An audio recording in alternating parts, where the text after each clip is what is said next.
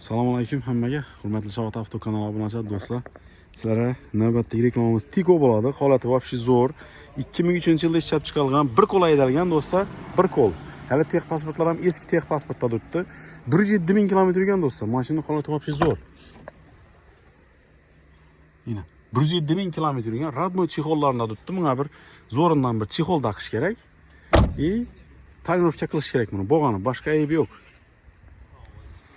Do'stlar, buni kraskasi 100% radnoy edi. Shu yerda ozgina zang joyi bor edi. Bilasizlar, Tiko'ning orqasida zang joyi bo'ladi. Shu yerga kosmetika qilib ishlandim buni do'stlar. Keyin shu yerda kichkina, hozir ko'rsatib o'taman. Yine shu yerda kichkina zang joyi bor edi. Shu ham kosmetika qilib ishlandim buni do'stlar. Atak mashinaning holati zo'r, kraskalari radnoy. Ko'rishingiz mumkin. Narxi 25 million so'm aytilib turibdi. Ustida kelishib qaytib beriladi do'stlar. Holati zo'r. Vobshe mashina zo'r holatda turibdi, lekin ko'rishingiz mumkin. Eski tex pasportda turibdi. Kimda kim olaman desa, tex pasportini yangilab, generalni devini ham baribir beramiz do'stlar.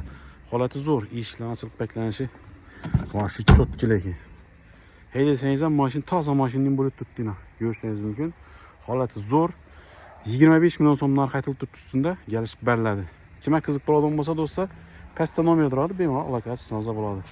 Do'stlar, izindan Jetavramız ham sotuvda turibdi. Holati zo'r, kraskalar radnoy 70+ luxury variant bo'ladi do'stlar. Kimga qiziq bo'ladigan bo'lsa 300 million so'm narx aytib turibmiz. Buni ham kelishib beramiz do'stlar. Like bosamiz, videoni Tiko izlaganlarga tashlab qo'yamiz do'stlar, qaranglar. Lekin haqiqatdan Tikoni haydab ko'rsangizlar zo'r. Vobshe gap so'z bo'lishi mumkin emas.